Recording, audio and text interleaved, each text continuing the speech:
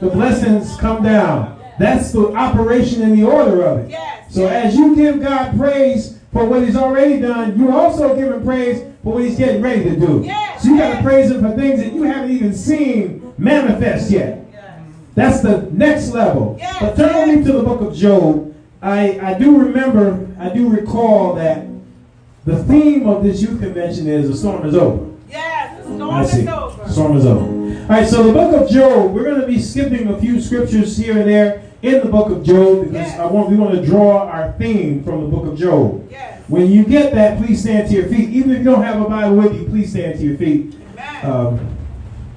I'm going to go through several scriptures. I'm going to number the scriptures as I go through them, but we're going to skip around a little bit.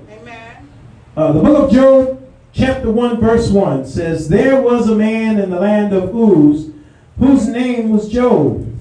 And that man was perfect and upright, and one that feared God and eschewed evil." Now let's skip down to verse number 6. It says, "Now there was a day when the sons of God came to present themselves before the Lord, and Satan came also among them. And the Lord said unto Satan, Whence comest thou? And Satan answered the Lord and said, From going to and fro in the earth, and from walking up and down in it. And the Lord said unto Satan, Hast thou considered my servant Job, that there is none like him in the earth, a perfect and upright man, one that feareth God and escheweth evil? And Satan answered the Lord and said, Doth Job fear God for naught? Hast thou made a hedge about him and about his house and about all he hath on every side? Thou hast blessed the work of his hands, and his substance is increased in the land. But put forth thy hand now, and touch all that he hath, and he will curse thee to thy face. And the Lord said unto Satan, Behold, all that he hath is in thy power, only upon himself put not forth thy hand. So Satan went forth from the presence of the Lord." Now we're going to skip down a few more verses. Now I want you all to pay very close attention. I want you all to pay very close attention to verse number 12. And the Lord said unto Satan, Behold, all that he hath is in thy power, only upon himself put not forth thy hand. So Satan went forth from the presence of the Lord. Reach over and grab your neighbor and say, Neighbor, if he brought you to it, he's already brought you through it. Reach over to somebody else and say, if he brought you to it, he's already brought you through it.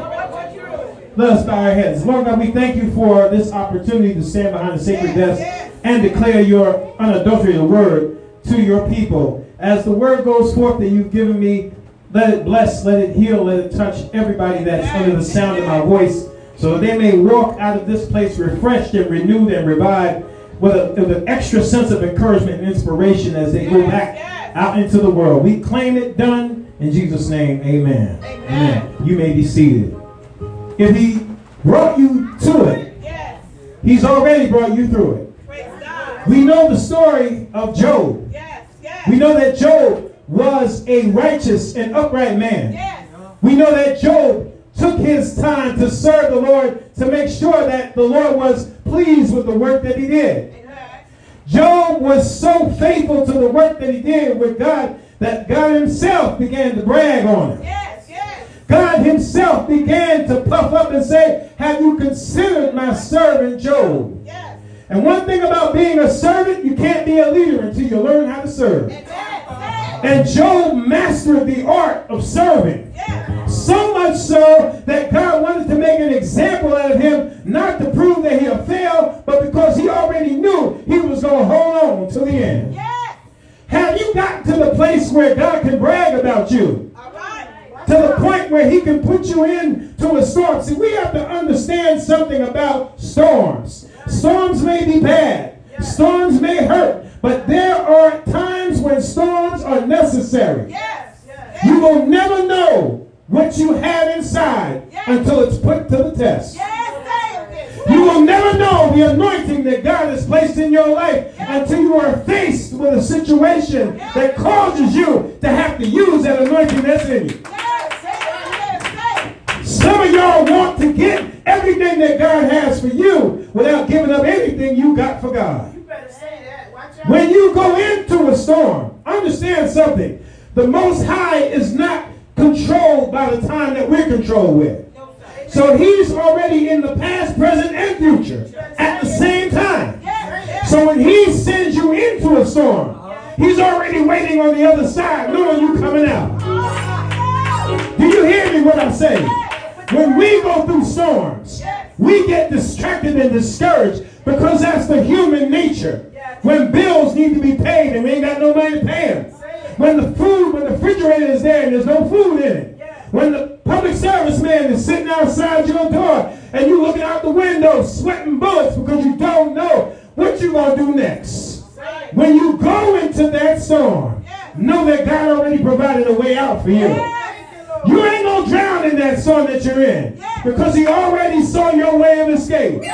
You must understand that your trial you're going through right now, the tribulation that you're enduring right now, the situation that you're being placed in right now, you already are a winner because God already fixed the fight. Did you hear what I said? He already fixed the fight. So there's no sense in you worrying and complaining about what you're going through because you're going to win. You don't even have to wait till the battle's over. You can go ahead and shout now because you're going to win anyway. Let me tell you something. There are no losers on this side. There are no losers on this side. God in his infinite wisdom knew that no matter what happened to Job, that Job would never let go, that Job would never cave in, that Job would never give up, that Job would never fall away. Can you imagine sitting at your son's table and all of a sudden somebody comes in and says all your cattle are gone? Back then, the cattle was how they made their money. He came in, he said, all your cattle are gone. And then before you know it, all of his sons were gone. Everything that he had was gone. To the point that even his health began to fail. It got to the point where, you know what, sometimes our friends can become the biggest hindrance when we're on our way from our trial to our victory. Because even his friends said, well, maybe you might have did something to aggravate God. Maybe you might have did something to him that caused you to be in this condition. Some of us are going through things that had nothing to do with us. Let me tell you that again. Some of us are going through things that ain't got nothing to do with us. But at the same token, you're going to get blessed with seeds that you ain't even sowed. Do you hear what I said? You're getting ready to reap what you didn't even sow. There are blessings that your parents and grandparents and great-grandparents prayed you through. So you're going to start walking in the victory of what they did when they were here. God moves in generations. Some of us are worried about what we're dealing with. But your grandmother prayed already and said, Lord, bless my grandchild. Let them survive whatever tests come their way. Let them make it and survive. So what God's going to do is answer the prayers of your grandparents and the prayers of your parents that when they're not even here anymore, but God's going to answer their prayers and pull you out. When you go through a storm, think about this for a minute. When you go through a storm, the first thing in your mind is, I'm not going to make it out of this. I'm talking about a storm. I'm not talking about little things. I'm talking about a storm. When you can't even pay your mortgage, and you don't even know how you're going to pay the car note, and how you're going to be able to make it to work because they repossessed your car. I mean, a storm that you're going through. When you're in that storm, when you begin to enter it, the first thing in your mind is I'm not sure if I'm going to make it. But what we have to learn how to do is focus our eyes on the finish line. Understand this, y'all. Job, at the end of this trial, because there was an end, reach over and grab your neighbor and say, there's going to be an end to this trial. You're not going to be suffering all this while for nothing. There's going to be an end to this trial. And then some of y'all in this house tonight, within this next couple of weeks, you're going to see some miracles and doors open that you didn't even think were going to be possible. The devil that you see today and the trial that you see today is not going to last too much longer. I have come here to tell you today that your struggling ain't going to last too much longer. You've been going through and you've been struggling and you've been straining and you've been wondering, God, where are you? I trust you and I praise you and I worship you and I'm still going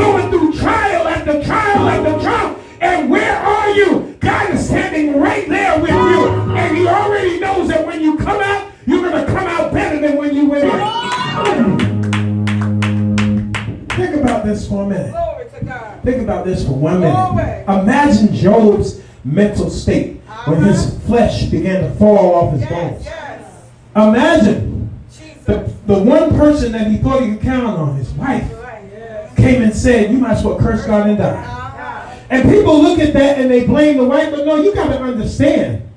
When you are a spouse of someone that's dealing with a lot of medical issues, sometimes it bothers your heart and your mind. You don't want to see them suffer. His wife had got to a point she didn't know what was going on with him. But she said, you might as well do whatever you need to do to get out, because she did not want to see him suffer the way he suffered. But you know what? Even in that, Job did not sin or curse God. Because somehow in the back of his mind, he knew that he was going to get out of this. He said, all the days of my appointed time, will I wait till my change comes? Do I have anybody in the house that's going to wait till your change comes? Do I have anybody in this place that said, I'm not going to give up, I'm not going to let go until my change comes? I don't care how hard it looks right now. I don't care how bad it is right now. Some way, somehow, God is going to bring me out of this. And when it brings me out of this, I'm going to be better than I've ever been before. When he brings me out of this, I'm going to be able to bless other people. When he brings me out of this, I'm going to be able to bless my enemies. When he brings me out of this, I'm going to be able to bless my friends. When he brings me out, I'm going to bring my family out. I'm not going to worry about it because I know God's got it. High five somebody and tell them God's got it. You got to quit worrying about it. You got to leave it alone. Worrying only hurts your body. Worrying only stresses you out. Worrying only makes you distressed. You have to learn how to lean and depend on God. You have to learn how to lift your eyes to the hills from whence cometh your help. You have to learn how to lean and depend on Him. When you can't lean and depend on anybody else, you have to learn how to lean and depend on Him. There's going to be a time in your life.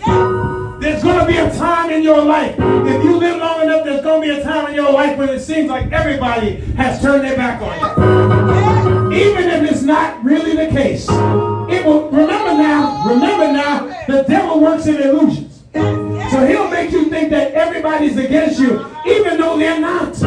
But there's going to come a time in your life when you feel like you're all alone. There's going to come a time in your life when you feel like you're in a dark place. And you feel like there's no way that you're going to get out. But I'm here to tell you that the way out has already been made. And if you hold on just a little while longer, you're going to make it out just all right. If you hold on and you keep God in the forefront of your mind, you will survive this. We don't tell you never, you will survive this. Don't worry about it anymore.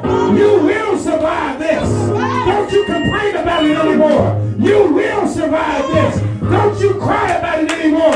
You will survive this. Don't you get distressed anymore. You will survive this. And you will recover all. It's not going to end this way. It's not going to stop this way. By the time it's all over, you're going to have everything. I'm here tonight to tell you, don't you get distracted when the devil comes after you and tries to make you feel like God has deserted you. I'm here to tell you that God never left. Even when you felt like it, He was standing right there, ready to bring you out and bring you over. You will survive. You brought me here tonight to tell you, you will survive. This very night, I want you to write it in your calendar that Corey T came to this church and said, we're going to survive. Give your neighbor a high five and say, you going to survive. Let them know you going to make it out of this. I don't know what you're going through tonight, but you're going to survive it. I don't know if there's a health condition. I don't know if it's finances messing you up. I don't know what it may be, but I know you're going to make it out of it. Because I trust the man who put me in it. And I know He's going to bring me out of it. I may not know where to go all the time, but I know how to call on God. Every time trials come, I know how to bless His name. And He brings me out of every trial. He brings me out of every situation. Many are the afflictions of the righteous, but the Lord delivered them out of them all.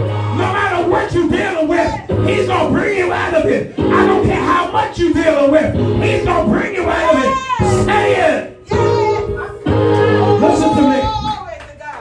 The Lord brought me here tonight because there's some folks even in this room right now have gotten to a place where you're not losing your faith, but you're wondering to yourself, is it all worth it? Is it all worth it? With everything that I've already done, I've been in church, I've been serving God, is it all worth it? Because it seems like nothing is coming together. I get one thing straight and something else messes up. And then I get that straight and something else goes crazy. I'm here to tell you that that's not an accident. Sometimes God has to show the rest of the universe how strong you are. Did you hear what I just said? This ain't about just you. This ain't about just the people around you. You got to understand that God completes the entire universe. And there are angels up there watching to see how you make it. There are demons out there watching to see how you saw it for yourself. And sometimes you can get to a point with God where he says, check out my servant. Watch how they're going to walk up right before me. No matter what they go through, watch them. And I guarantee you, when you pass that struggle, you will have more than you ever thought you could ever get. I'm talking to somebody tonight. God gives his strongest battles to his toughest soldiers. If he's giving you these hard trials, it's because he can trust you to go through them and hold on. Don't ever think that God has deserted you because you're going through so much. And don't ever let people tell you that maybe you did something wrong that you're going through so much.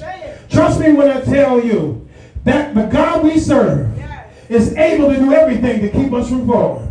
I don't care if your foot slipped. I don't care if you're next to the cliff. He'll provide an angel to swoop down and catch you before you fall. Trust me, everything that's going on in your life right now serves a purpose. It's going to get you from point A to point B. You start your trials and your tribulations as a chapter in the book that you have. So you're on your road to destiny. And when you're going on your road to destiny, there will be roadblocks sometimes. There will be bumps in the road sometimes. There will be detours sometimes. There may be traffic sometimes. You may feel like nothing's going on sometimes. But you're on your way, and you're on the road to destiny, and you have to keep in your mind that when that storm is coming, if God brought me to it, he's going to take me through it. And he already did. He was already standing there when he started to get you on your way. I don't know who I'm talking to tonight. I don't know why I went there tonight, but Brother Elvis told me to say the storm is over. And I'm here to confirm that the storm is over. Even if you just starting the storm, it's over already. Because he's already prepared the way out for you. And he's already delivered you before you even started going through the storm. I will go a step further. Your trials and tribulations were already established before you even got on the face of the earth. God already knew what you were going to go through and how you were going to get out of it. We have to change our perception and our thinking. The Bible says there is nothing new under the sun. He has already predestined everything that you're going to go through and the way you're going to get out of it. He's already done that. That's why they say, don't wait till the battle's over, shout now. Because it's already been established. It's already been established. Before you were even created in the womb of your mother, the Lord knew all the steps that you were going to take. He knew the places where you might fail. He knew the places where you had to learn things. Everything that happens in your life has already been planned out. Understand that.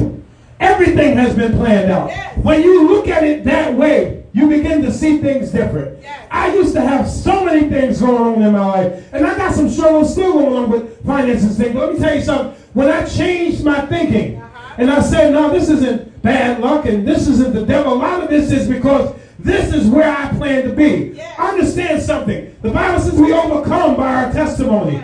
God has to put you through a test so you can get that testimony.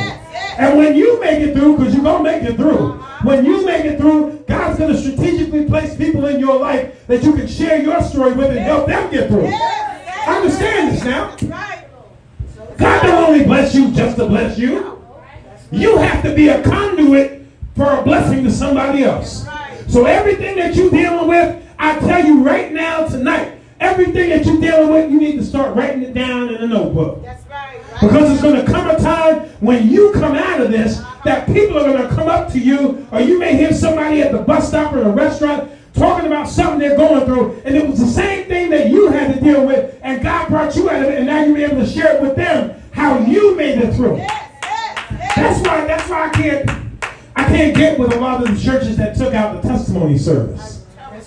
Because we overcome by our testimonies. We need to hear from the people what God has done for you. I believe when they took testimony service out of the church, it was a great falling away. Because there was no opportunity anymore for people to share what God has done for them. When I was growing up as a little kid in church, when a person would testify about a miracle that God brought forth, the whole church would get so excited and begin to shout with that person. And it was that excitement and that power that drew people back Sunday after Sunday. We can't let go of that. That flame, that old flame, that flame that ignited the church, that brought it to where it is. We cannot let go of that flame. We have to keep holding on to it.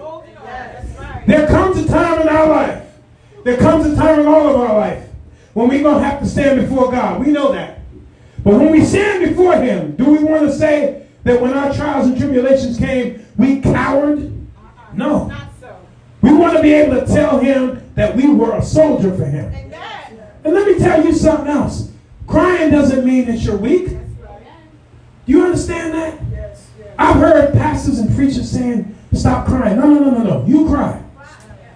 If that's how you look, when you're going through something, if you have to cry, you cry. You're a human being. But while you're crying, keep going. That's the thing. You can't cry and then stop.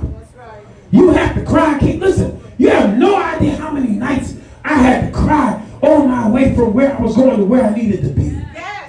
I didn't know how I was going to get to what I needed. You know, there was times before. Let me tell y'all something. Me and my wife, when we first got married in 2005, we didn't even have a place to live. We lived on top of a bar in a place that was so terrible and disgusting you couldn't even imagine living in a place like that. And many nights, I remember times when we would share a butter roll and an orange juice because we didn't even have enough money to buy our breakfast. And we would sit there in that little room that we had, and we would cry because of how things were going. But we did not give up. We kept going. We kept going. We kept pushing. We kept pressing. And I'm telling this to tell you, no matter what it is you're dealing with, you're going to come out of it. Everybody in this room today is going to come out of whatever it is you're going through.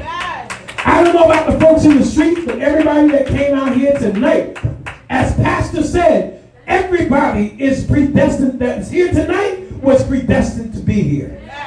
Every single person that's in this room tonight was predestined to be here. You needed to hear this word tonight. So whatever it is you're dealing with, I don't know what you may be going through, but you are coming out of it. Trust and believe that. You are coming out of it. I know that you've been trying to wait for some confirmation, and you've been wondering and you've been worried, and you're almost ready to wave the white flag and give up. Put that flag away because you're going to make it. You're getting through this. God did not bring you to this just to leave you in it. He's going to bring you out of it. Trust me. And when you come out of it, you may not have the same people around you that went in there with you. Because everybody can't go where you're going. Everybody can't handle the blessing that God may place on your life. So, He may have, this is why I always say, separation must take place before elevation. Because there's some levels that God will take you to, and He got to get some folk away from you before you get to that next level. They're not going to be able to appreciate the anointing that's on your life, and they're going to try to do something to stop you. So, before God can move you to that next place, He got to separate you from the people that won't understand where you're going. So when people say they want to get out, let them open the door and leave. And make sure you lock it behind them. Because you don't need them around you for where you're going. And there's some of you that God won't bless until you separate yourself from some of these folk. Because He refuses to let them squander the blessing that you work for. Some people will hang around you just to enjoy the spoils of the blessing that you went through hell to get to. So you got to get them away from you. They'll be all around you. It seems like nobody wants you when you're down and out. But as soon as you make that step up, everybody's your friend. No. You have to separate yourself now from those individuals. Don't make no sense in holding on to dead weight. That's right. Put the word out. When God blesses you and He begins to open doors in your life, you're going to begin to see yourself in a whole new light. And that's not being, what do you call that? It's not being vain. It's not being boastful or prideful. But when you step into a new dimension or you step into a new destiny, you're going to automatically see a new you. Do you understand that? You ain't got to wait till the beginning of the year to have a New Year's resolution. Every morning you wake up could be your new day resolution. Every day that you wake up, you can say, I'm going to get a little closer to my destiny. Every morning that you wake up, you say, Lord, thank you for giving me another day. I'm going to inch a little bit closer to the miracle that you have for me. Every morning that you wake up, you guys, let me tell you what y'all need to start saying. This ain't money preaching or prosperity preaching, but let me tell you what you need to say. Every morning when you get up, Lord, I thank you for allowing money to be easily accessed in my life to do the work that you want me to do. Lord, I thank you for allowing blessings to flow into my every day. See, you can't keep saying I'm going through. You can't keep saying, oh, it's so bad right now. You can't keep saying it because you know as you speak, it becomes into existence. Everything you say, listen, there's something in the law enforcement world, there's something called the Miranda rights. And there's a part there where it says, every word you say will be used against you. The devil can't bother your life, but he can take your words and use them against you. Did you know that? A lot of folks don't know that. He can steal the words out of your mouth when you speak. So if somebody asks you, how are you feeling? I'm blessed and highly favored. I don't care if you're going through pure hell. Let me tell you, there were times when I told people I was blessed and highly favored. I had holes in my shoes at the time. I didn't even want to walk too much because I was afraid they were going to see them. And they asked me, how you doing? Blessed and highly favored. There was times I had on suits that were so old, the bottom of the pants were ripped up underneath, right by my behind. They were ripped up. I didn't even have the money to take them to a cleaner to get sold. I had suit jackets that were ripped up so bad, didn't have money, but people ask you, how you doing? I'm blessed and highly favored. I had this one blue suit that I ironed so much that it was shiny because I couldn't afford to take it to the dry cleaners. And people could look at it and tell it was messed up there. How you doing? Blessed and highly favored. I'm not a millionaire, but I'm not where I was then. I can gladly say that. You know why? Because I began to speak it into existence. We cannot be afraid to speak things into existence. Do you hear me? We cannot be afraid. Job said, though he slay me, yet will I trust him. He said, all the days of my appointed time I'm going to wait. When he said that, he reaffirmed in himself that he's not going to give up. If you feel like giving up, you need to start going into your mirror every day and saying, you know what? I'm not giving up. I'd have to do it myself. I'll get in that mirror and say, Corey, you ain't giving up. I know it's rough. I know things are going haywire, but you are not giving up. Because if you give up, you are not going to be able to see what it is that's on the other side of that tribulation. So you are not giving up. You got to learn how to look in the mirror and encourage yourself. That's serious business. You have to learn how to encourage yourself. Because if you're waiting for your friends to do it, you're going to be waiting a long time. They're not looking to see. Look, let me tell you this. Some of y'all have friends, and they're not friends. They know how to talk like friends. They know how to behave like friends, but they're not your friends. Some folks are there because they love you, and some folks are there just to be there, to see what they can find out and gossip about and talk about you, and they're not your friends, although they appear to be. That's why I said in this season, we're going into 2020. And what's so amazing about 2020 is because perfect vision is 2020. So God is getting ready to reveal some things in 2020. Those folks that have been around you that you thought loved and cared for you, he's going to show you who's who in 2020. Don't get worried and upset. Don't get scared. Listen, you already know ahead of time. 2020 is the year when it's all going to be revealed. We're going to see who really loves God and who don't. We're going to see who really is standing up and who isn't. We can already see by the things that's going on in this city who really stands up for the community and who don't care. Already, and it's not even 2020 yet. Wait till 2020. You all are going to begin to see things like, and let me tell you something else. 2020 is going to be a year of expansion for this ministry. 2020 is going to be a year of expansion for this ministry. You watch what I tell you. 2020 is going to be a year of expansion for this ministry. You watch what I'm telling you. I'm saying it, I'm repeating it because I need you to catch it. 2020 is going to be a year of expansion for this ministry. When I came in this room, I saw these pews filled to the brim, to the point where people are standing up along the wall. 2020 is going to be a year of expansion. Because your leader, your pastor, has a pure heart. And she has a love for God that is not stained. And God honors that. But you know, sometimes God has to start also. Forsake not the day of small beginnings. That's right. That's right. The biggest tree in the world is the mustard tree. But it produces the smallest seed. The smallest seed for the biggest tree. These ministries in here today are going to expand in 2020. Some of you want to write books. Some of you have decided that you want to put together a book, a memoir, a guide. Yes. Get to it, because 2020 is going to be the year of expansion. Hallelujah. Those of you that want to expand your outreach ministry, and you're in here and you want to expand that, get ready. 2020 is the year of expansion. Don't let 2020 come and you're not ready to receive the overflow. Do not wait till the time is up for you to reach out and grab the overflow. That's right. Make sure that you are there at the moment that the overflow begins. Yes, yes. It's not going, y'all look around in here. Look around, because it's not going to be like this much longer. Glory to God. Look around in here. Yes. This ministry is going to flourish. It's already flourishing, but God's going to say, see, here's the thing. You don't want a crowd. You want people that are ready to work. I know that's my prayer. That ain't, yeah, see, it's easy to have a crowd, but you want people here that have the mind of you, and they want to follow your vision, and they ain't coming to take over, and they ain't coming to tell you how long they've been in ministry, but they're coming to serve you and serve God and help build your vision. Yes.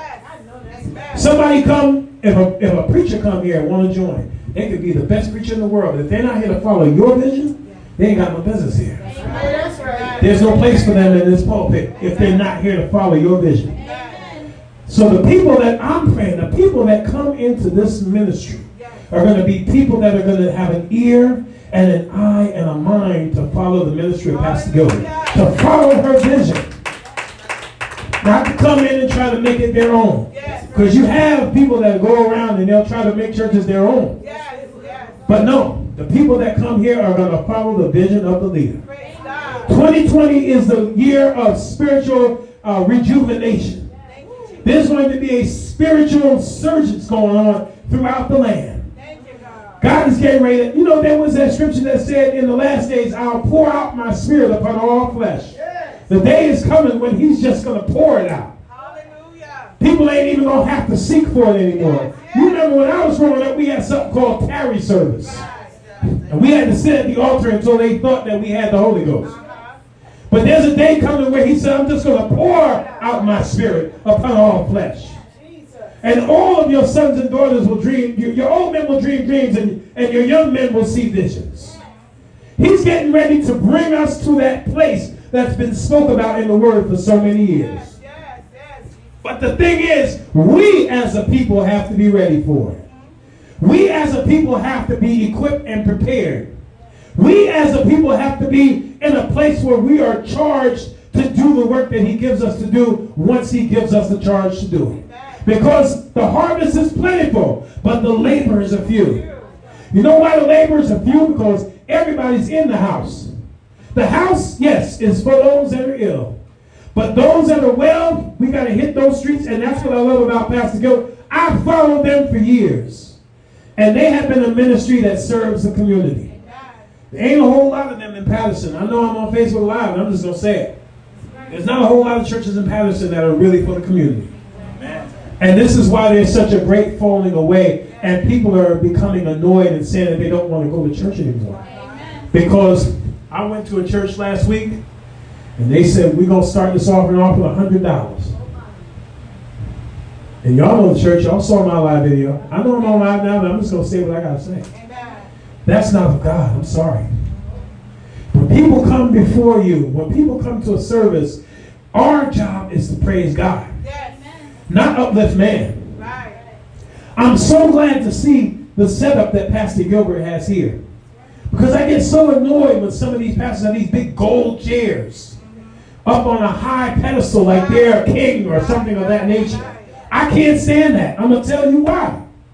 Because there's only one God. And we ain't supposed to bow down to nobody else. We ain't kissing nobody's ring. See, I'm the kind of preacher that they don't like. Mainstream preachers don't like me because I'm going to tell it like it is. My mother raised me to be a strong person. We got to get to the point where God can use us. And he's not going to use us as long as we're filled up with us and none of him. We got to get filled up with Christ. You know, he said, if I be lifted up from the earth, I'll draw all men unto me. Not you, unto me. So when you are ministering and preaching and doing the work that God is giving you to do, God is going to draw the people to him. It ain't got nothing to do with you. You can't save these people. You can't fill them with the Holy Ghost. You don't have the power to do that. All you can do is be a mouthpiece and a servant of the Most High. That's what Job taught. He taught us how to be a servant. He taught us how to be a servant. Job was prepared to be a servant even unto death. He said, if I die, let me die. I'm not going to turn my back on God. That's right. And because of his faithfulness, we're still on Job. Because of his faithfulness, because of his determination, because of his zeal to make sure that God was pleased with him, at the end, he had double than what he ever had before. Did you hear what I said? He had double of everything. Because he proved that he was going to be faithful to the end. And when he finally died, he died one of the happiest men in the world. Because God made sure that he had everything that he lost, plus some. If you notice, you got these new phones out now. You got the iPhone 10 Plus. And you got I forgot the other one, the Samsung Note Plus. We got to start thinking in terms of plus. That God's going to bless us plus the stuff that all the hell that you've been through all these years. Let me tell you this right now. Can I level with you? All the hell that you've been through all these few years, if you think for 1 minute that you're not going to get blessed for that, you crazy. When the blessings come to you, it's going to be plus everything that you had to deal with. Plus those terrible family members you got. Plus those nosy neighbors. Plus those co-workers that didn't want to see you make it. Plus those supervisors that held you down. Plus those bosses that tripped you up. All of the hell that you had to go through, when you get blessed, you're going to get double for everything you had to deal with. I dare you to high five somebody and say, double for my trouble. Do y'all believe that though? Do y'all believe that that's what's going to happen? You ain't always going to be in this situation. You might as well learn how to can you stand on your feet and give God some word like you had or whatever it is you're in? Don't let that trial hold you down. For the spirit of the what do they say? The spirit of praise for the garment of praise for the spirit of heaviness. The only thing that I know of that can lift you when you feel down is a praise. That's what my mama taught me. My mama taught me that if you feeling down, start singing a song. The mothers of old used to say, hallelujah anyhow. Never let your problems get you down. When those problems come your way, hold your head up high and say, hallelujah anyhow. Do I have somebody that can say hallelujah anyhow? Do I have somebody that has an anyhow praise? Go ahead and give God an anyhow praise. I don't care what I'm going through, but anyhow. I don't care how bad it looks, but anyhow. I don't care how hard I gotta go, but anyhow. I'm gonna make it, so I'm gonna give him praise anyhow. I dare you to put your hands together and give him some praise like you already out of it. Don't praise him like you're gonna get out of it. Praise him like you already out of it. Praise him like you already out of it.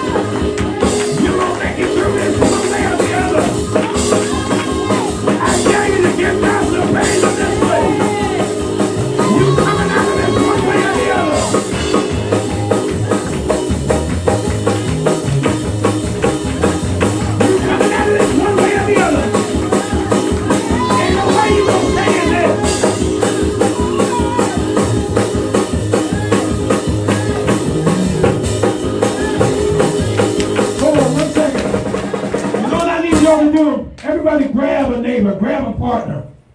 Everybody grab a partner. Because we're going to do something tonight.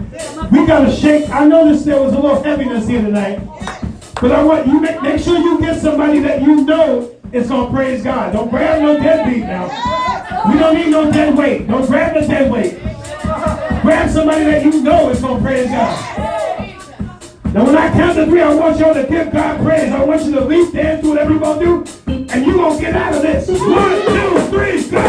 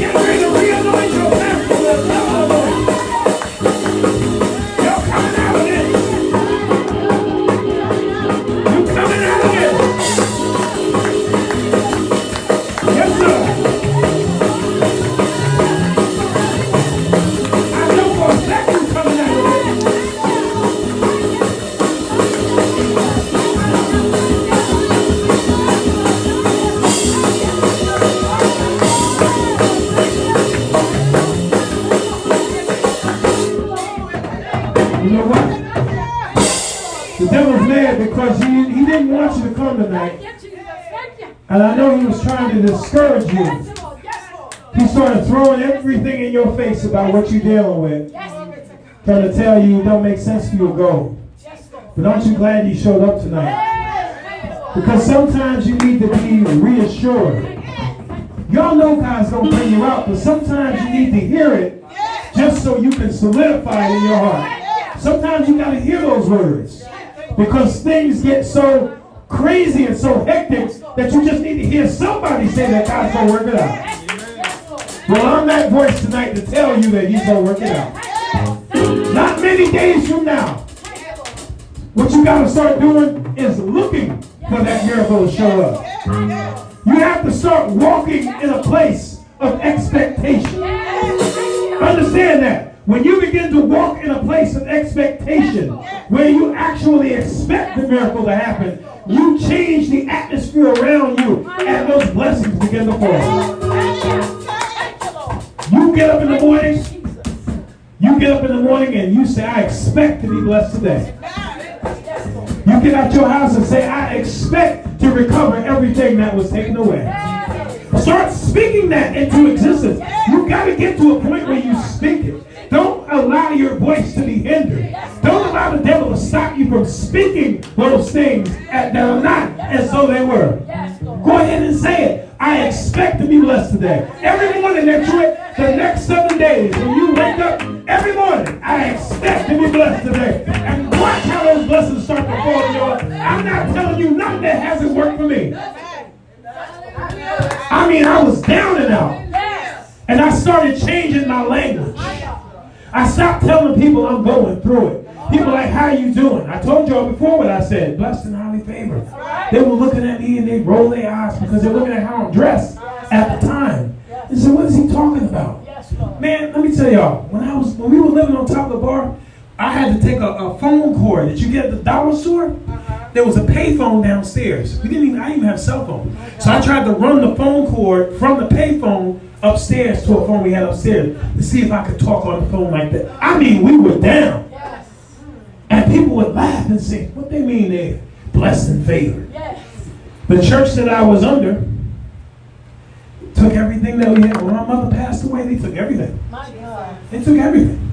Everything. We were left with nothing. I could have sat there and just gave up, but we didn't give up.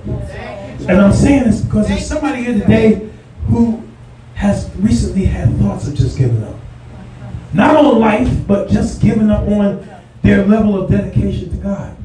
Don't stop. Don't stop. Trust me, I know what it feels like to go to church even though you're going through hell. Yes, Lord. I know what it feels like to go to church when all you had to eat breakfast, lunch, and dinner is ramen noodles. I mean breakfast, lunch, and dinner. I mean we all like to eat noodles sometimes, but I'm talking about breakfast, lunch, and dinner because we didn't have money for nothing else. I know what that feels like, and I know what it feels like to have to serve God when the pastor is driving a Mercedes-Benz or a Lexus, and you're struggling trying to survive. Yes, Lord. Come on, I know what that feels like. Yes, Lord. But I also know what it feels like when God finally opens that door. Yes.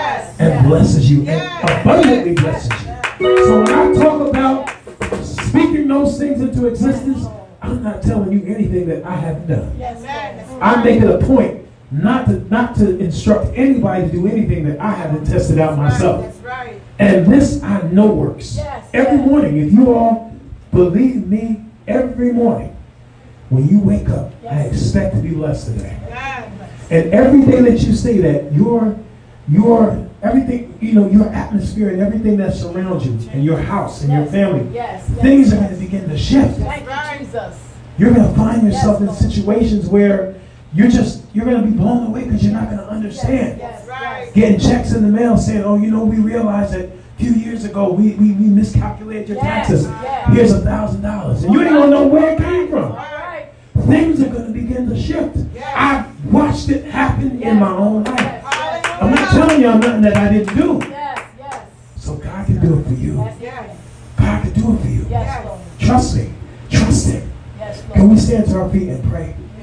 Because you know what? Like I said, there's some people here tonight, and I know they were distressed, and they pressed their way. Let me tell you something. There's always a blessing in the pressing. When you press your way, for some reason, God is more affectionate towards people that press their way, like the woman with the penny, the mite, and that's all she had, and she gave it, and God honored her because not of what she gave, but the fact that that's all she had and her heart. So when you press your way, like you did tonight, know that God saw that, and know that God is pleased with that. Trust me. God saw that you pressed your way and you put your feelings aside and you pressed your way. He saw that and He's pleased with that. And it will not go unrewarded. You need to hear that. Grab the hand of the person that's sitting next to you. I want you to grab their hand. Somebody that you know will pray for you and you pray for them. Because the Spirit of God is going to release a blessing into this house tonight. This is a birthing house, a ministry a church where ministries are going to be birthed. That's what I keep hearing, that this is a birthing place. A lot of ministries are going to be birthed out of this church. Prepare yourself for people to come. And understand this, the people that come here, when they first come here, they're not going to look like ministers. They're not going to look like pastor material. They're not going to give you the impression that they have work to do for God, but just know that they're coming here for you to groom them and birth their ministry. They're not going to look the par, I'm telling you now. People going to come here, they're going to look choppy, you're going to wonder. But God is sending them here. Because this is a birthing house that's going to birth ministries for the kingdom. And expansion is coming. 2020 is going to be a year of expansion for Redeemed Fellowship Center. It's Redeemed Fellowship Center now. It's going to end up Redeemed Fellowship Assemblies at one time. Because it's going to grow. Yes, yes. It's going to grow. Hallelujah. The seed was already planted. Thank you, Jesus. Watch this. Watch this. Mother Johnson planted that seed. Yes, yes, Mother Johnson was a praying woman. yes. Mother Johnson knew God on a personal level. Hallelujah. Mother Johnson knew God on a first name basis. Yes, yes. And Mother Johnson prayed, and she gave birth to this ministry before it even came to fruition. She gave birth to this ministry. Hallelujah. And so Pastor Gilbert is carrying the ministry that was birthed and the mantle from Mother Johnson. Yes. Yes, sir. This is a generational anointing that's in this Yes, house. God. Yes, God. Thank It didn't start here. It started long